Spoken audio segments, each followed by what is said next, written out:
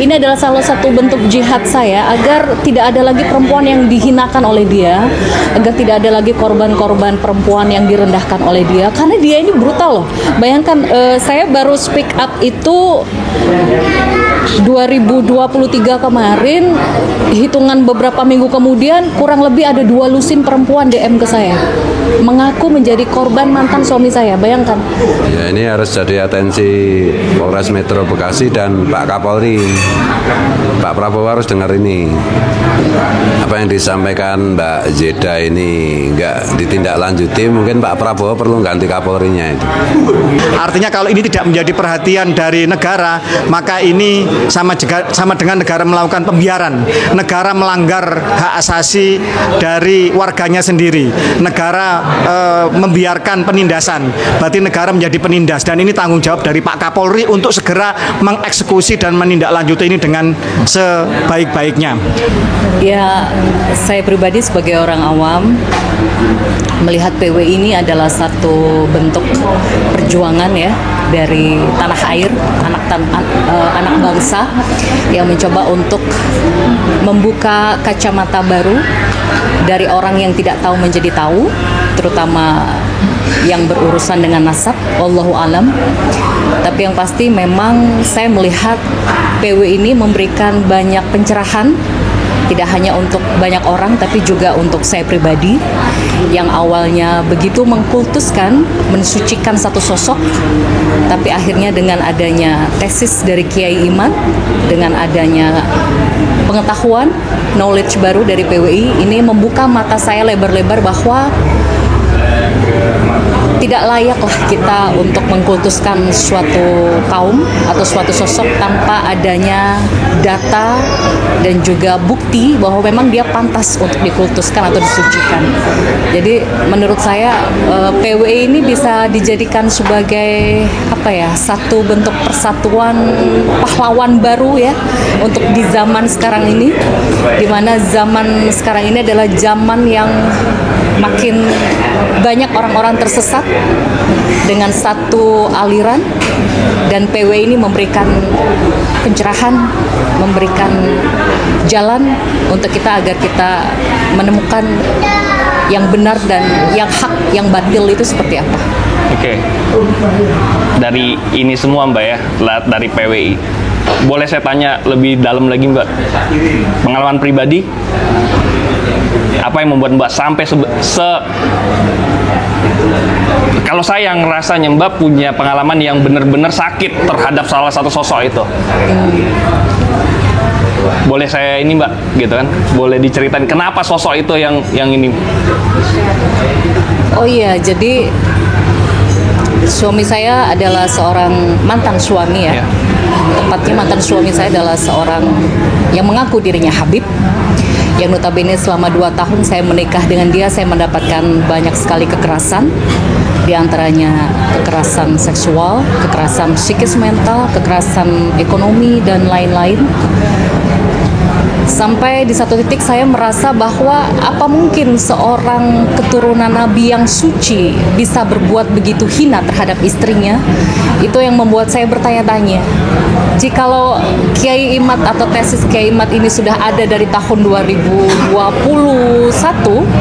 mungkin saya tidak akan menikahi mantan suami saya karena saya sudah mendapatkan pencerahan gitu. Tapi karena waktu itu masih belum ada tesis dari Kiai Imad, jadi ya saya mengikuti doktrin-doktrin yang ada, di mana memang ada beberapa sekelompok yang coba dikultuskan, disucikan. Dari sini saya akhirnya berpikir, memang lucu sekali ya jika kelompok yang mengaku-ngaku Habib ini dikultuskan dan disucikan, sementara akhlak dan perbuatannya saja bahkan lebih rendah dari manusia awam pada umumnya. Jadi ya kembali membuka mata hati saya bahwa orang yang memiliki derajat yang tinggi itu bukan dari nasab atau keturunannya, tapi dari keimanan dan ketakwaannya pada Allah. Oke. Apa yang membuat Mbak Zelda menjadi empowered sekarang? Mempunyai power untuk keluar dari zona yang dibodoh-bodohi itu, gitu kan? Apa yang membuat Mbak jadi berani untuk speak up? Ya, saya melihat mantan suami saya Oknum Habib ini kan begitu sombongnya merasa dirinya suci, dan begitu pula dengan kelompok dia yang lain ya, yang satu kelompok ya. Saya melihat mereka ini dengan brutalnya menzolimi perempuan tanpa belas kasih. Salah satu buktinya adalah dengan melakukan banyak sekali kekerasan terhadap istrinya sendiri. Menurut saya ini sudah bukti konkret bahwa mereka tidak layak disebut sebagai orang yang suci, apalagi mengaku-ngaku keturunan Nabi. Ini konyol sekali menurut saya. Bahkan orang yang bukan keturunan Nabi saja, saya rasa tidak sampai hati melakukan tindakan tidak beradab seperti ini terhadap seorang istri gitu. Bagaimana bisa seorang suami yang mengaku dirinya seorang Habib, tapi dia menzolimi istrinya dengan luar biasa. Jadi ya, ini bisa dibilang sebagai satu bentuk satu bentuk motif kejahatan yang dilakukan oleh mantan suami saya, khususnya Oknum Habib itu, bahwa satu motif kejahatannya adalah dengan mengaku-ngaku dirinya seorang nabi, merasa dirinya suci, sehingga dia gampang dan mudah menaklukkan perempuan, mudah untuk mencari korban, terutama pribumi khususnya. Jadi inilah yang membuat saya empower, begitu berani untuk membicarakan ini di depan publik, untuk mengangkat ini sebagai topik yang tabu tapi memang layak untuk kita bahas, agar Oknum Habib seperti ini tidak seenaknya lagi untuk merendahkan kaum perempuan, tidak hanya kaumnya saja tapi juga kaum pribumi khususnya. Mbak, itu aja sih. Boleh nggak disebutin lagi modus-modusnya, Mbak, ya gini? Ini kan kita guru, ini kita nih cowok gitu kan, dan kita ini merasa bahwa ini Habib ini kan ya Habib ya, Oknum Habib yang laki-laki ini bajingannya tuh apa yang dilakukan sama dia, modusnya yang dia, jangan sampai kan kalau Mbak kan sudah korban ya kan, jangan apa yang awal-awalnya sampai dia perempuan-perempuan ini bisa tertarik selain dia mengaku zuriyah.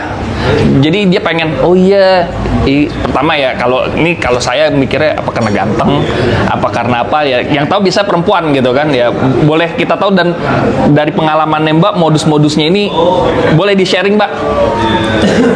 Ya, yang paling berbahaya itu adalah dia menggunakan topeng ya, menggunakan topeng kehabibannya seolah dia orang suci, menggunakan topeng kesolehannya seolah dia itu lelaki yang baik, yang bertanggung jawab. Dan kalau menurut saya laki-laki seperti ini jauh lebih berbahaya daripada preman. Kalau preman bertato susah cari korban, mundur perempuan. Tapi kalau mantan suami saya ini, dia pakai surban, dia pakai jubah, dia mengagung-agungkan dan menyombongkan nasabnya di mana-mana, sehingga orang mau tidak mau akan tunduk dengan dia. Jadi ini topeng yang sangat berbahaya sekali menurut saya. Jadi kenapa saya speak up seperti ini? Bukan saya membuka aib suami atau bagaimana, tidak. Ini adalah salah satu bentuk jihad saya agar tidak ada lagi perempuan yang dihinakan oleh dia, agar tidak ada lagi korban-korban perempuan yang direndahkan oleh dia, karena dia ini brutal loh. Bayangkan, saya baru speak up itu 2023 kemarin, hitungan beberapa minggu kemudian kurang lebih ada 2 lusin perempuan DM ke saya mengaku menjadi korban mantan suami saya. Bayangkan, satu Oknum Habib saja, di mana itu notabene mantan suami saya, sudah memakan korban hampir 2 lusin perempuan, dan itu masih banyak lagi DM lain, Oknum Habib yang lain gitu.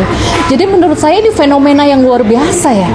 Kayaknya kalau saya diem, saya akan ditanya Allah di akhirat nanti. Kamu sudah dikasih Allah bukti, kamu sudah dikasih Allah jalan, petunjuk, kenapa kamu diem? Saya yakin saya di akhirat akan ditanya sama Allah. Oleh karena itu, kenapa saya memberanikan diri untuk membuka ini di publik, buka mata, buka hati, jangan sampai ada tertipu dengan topengnya.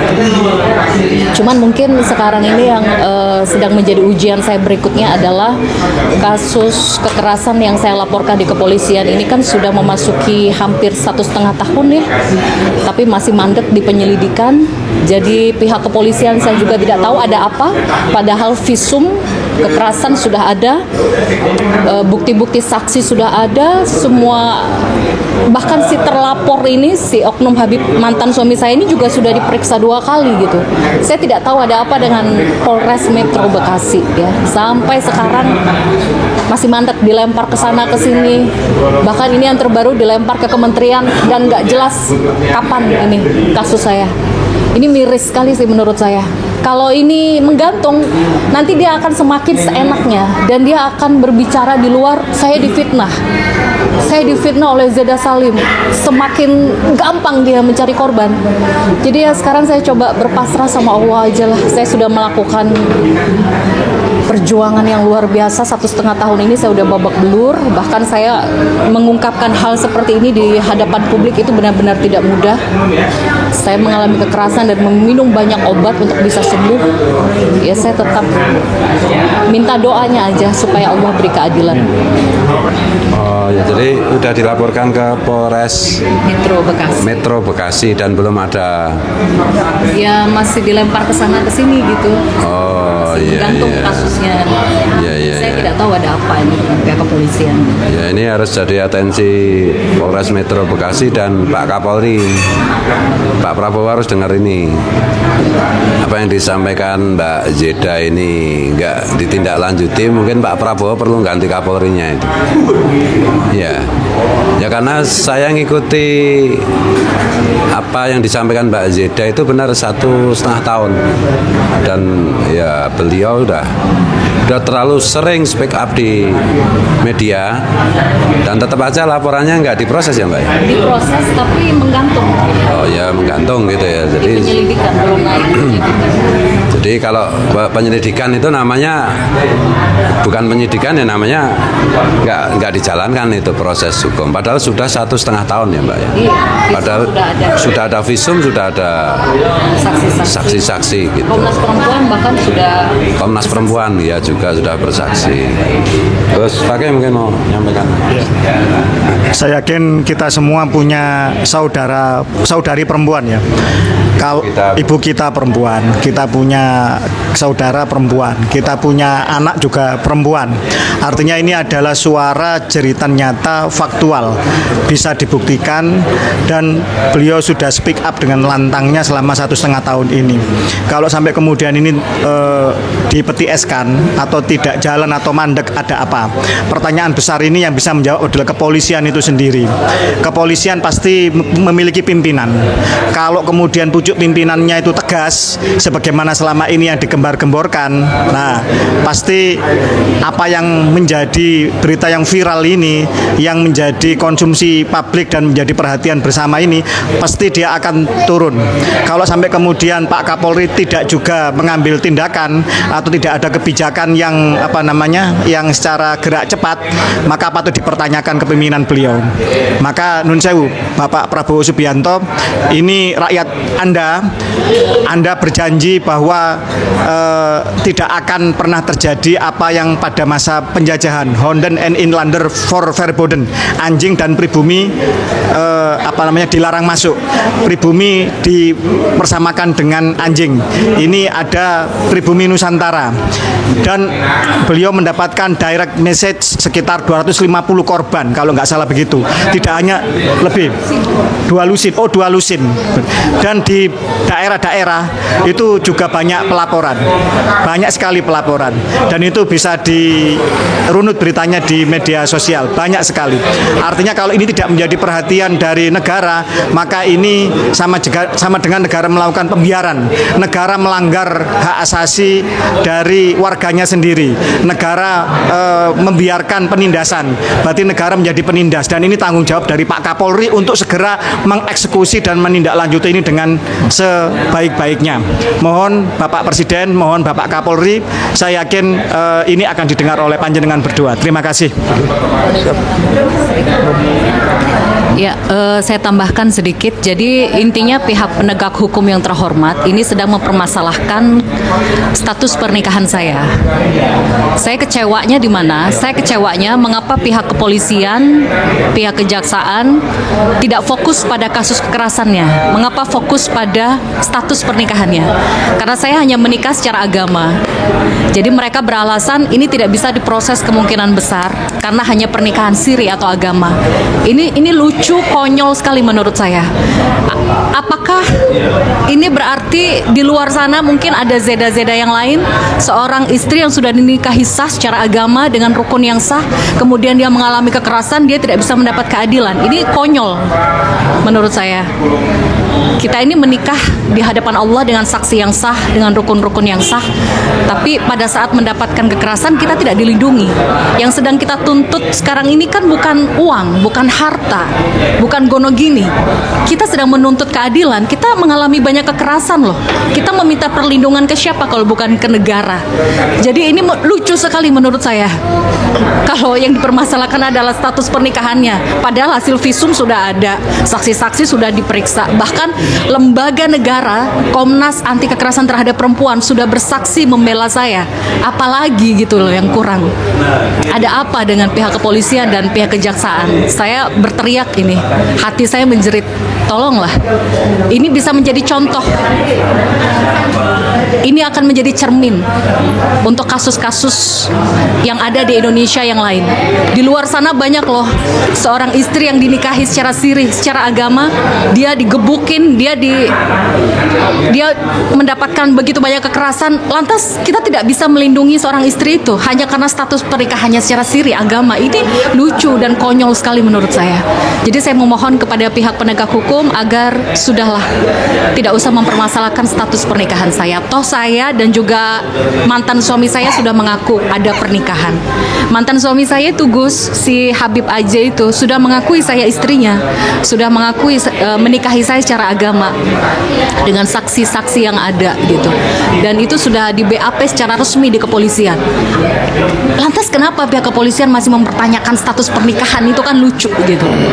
Jadi saya memohon kepada pihak penegak hukum agar fokus pada tindakan kekerasannya, bukan pada status pernikahannya. Terima kasih. Terima kasih Mbak Jeda. Mungkin closing statement dari Mas Hadi atau ya.